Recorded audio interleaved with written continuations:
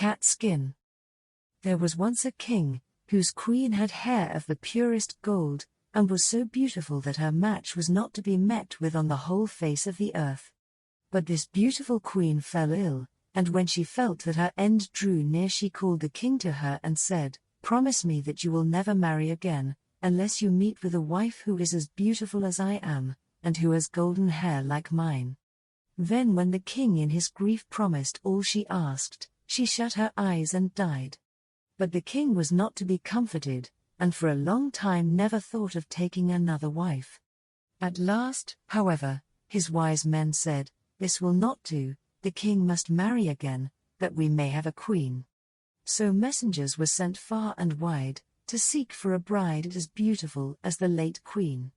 But there was no princess in the world so beautiful, and if there had been, still there was not one to be found who had golden hair. So the messengers came home, and had all their trouble for nothing. Now the king had a daughter, who was just as beautiful as her mother, and had the same golden hair. And when she was grown up, the king looked at her and saw that she was just like this late queen. Then he said to his courtiers, "May I not marry my daughter? She is the very image of my dead wife. Unless I have her, I shall not find any bride upon the whole earth, and you say there must be a queen." When the courtiers heard this, they were shocked, and said, "Heaven forbid that a father should marry his daughter. Out of so great a sin no good can come." And his daughter was also shocked, but hoped the king would soon give up such thoughts, so she said to him, "Before I marry anyone I must have 3 dresses, one must be of gold, like the sun, another must be of shining silver, like the moon, and a third must be dazzling as the stars. Besides this, I want a mantle of 1,000 different kinds of fur put together, to which every beast in the kingdom must give a part of his skin." And thus she thought he would think of the matter no more. But the king made the most skillful workman in his kingdom weave the 3 dresses, one golden, like the sun, another silvery, like the moon, and a third sparkling, like the stars. And his hunters were told to hunt out all the beasts in his kingdom, and to take the finest fur out of their skins, and thus a mantle of 1,000 furs was made. When all were ready, the king sent them to her, but she got up in the night when all were asleep, and took 3 of her trinkets, a golden ring, a golden necklace, and a golden brooch, and packed the 3 dresses, of the sun, the moon, and the stars, up in a nutshell, and wrapped herself up in a mantle made of all sorts of fur, and besmeared her face and hands with soot. Then she threw herself upon heaven for help in her need, and went away, and journeyed on the whole night, till at last she came to a large wood. As she was very tired, she sat herself down in the hollow of a tree and soon fell asleep, and there she slept on till it was midday. Now as the king to whom the wood belonged was hunting in it, his dogs came to the tree, and began to snuff about, and run round, and bark. "Look sharp," said the king to the huntsman, "and see what sort of game lies there." And the huntsman went up to the tree, and when they came back again said, "In the hollow tree there lies a most wonderful beast, such as we never saw before. Its skin seems to be of 1,000 kinds of fur, but there it lies fast asleep." "See," said the king, "if you can catch it alive, and we will take it with us." So the huntsman took it up, and the maiden awoke and was greatly frightened, and said, "I am a poor child that has neither father nor mother left. Have pity on me and take me with you." Then they said, "Yes, Miss Catskin, you will do for the kitchen, you can sweep up the ashes, and do things of that sort." So they put her into the coach, and took her home to the king's palace. Then they showed her a little corner under the staircase, where no light of day ever peeped in, and said, "Catskin, you may lie and sleep there." And she was sent into the kitchen, and made to fetch wood and water, to blow the fire, pluck the poultry, pick the herbs, sift the ashes, and do all the dirty work. Thus Catskin lived for a long time very sorrowfully. "Ah, pretty princess," thought she, "what will now become of thee?" But it happened one day that a feast was to be held in the king's castle, so she said to the cook, "May I go up a little while and see what is going on? I will take care and stand behind the door." And the cook said, "Yes, you may go, but be back again in half an hour's time, to rake out the ashes." Then she took her little lamp, and went into her cabin, and took off the fur skin, and washed the soot from off her face and hands, so that her beauty shone forth like the sun from behind the clouds. She next opened her nutshell, and brought out of it the dress that shone like the sun, and so went to the feast. Everyone made way for her, for nobody knew her, and they thought she could be no less than a king's daughter. But the king came up to her, and held out his hand and danced with her, and he thought in his heart, "I never saw anyone half so beautiful."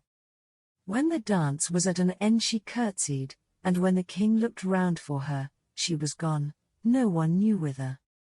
The guards that stood at the castle gate were called in, but they had seen no one.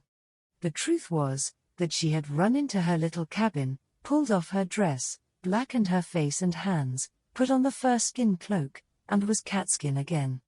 When she went into the kitchen to her work, and began to rake the ashes, the cook said, "Let that alone till the morning, and heat the king's soup. I should like to run up now and give a peep, but take care you don't let a hair fall into it, or you will run a chance of never eating again."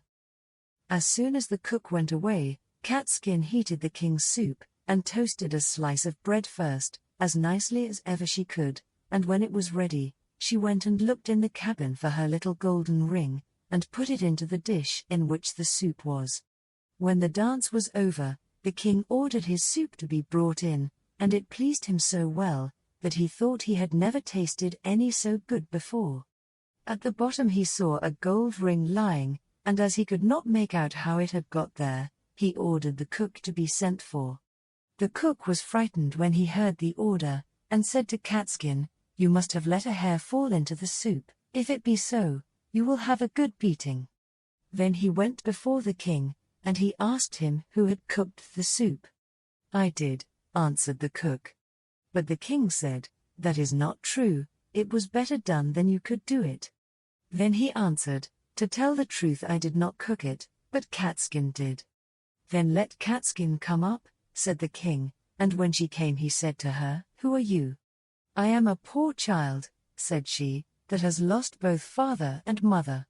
"How came you in my palace?" asked he. "I am good for nothing," said she, "but to be scullion girl, and to have boots and shoes thrown at my head."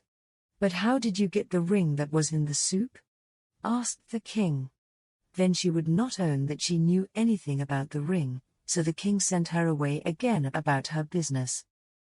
After a time there was another feast, and Catskin asked the cook to let her go up and see it as before. "Yes," said he, "but come again in half an hour, and cook the king the soup that he likes so much." Then she ran to her little cabin, washed herself quickly, and took her dress out which was silvery as the moon, and put it on, and when she went in, looking like a king's daughter, the king went up to her, and rejoiced at seeing her again, and when the dance began he danced with her. After the dance was at an end she managed to slip out, so slyly that the king did not see where she was gone, but she sprang into her little cabin, and made herself into Catskin again, and went into the kitchen to cook the soup. Whilst the cook was above stairs, she got the golden necklace and dropped it into the soup, then it was brought to the king, who ate it, and it pleased him as well as before, so he sent for the cook, who was again forced to tell him that Catskin had cooked it.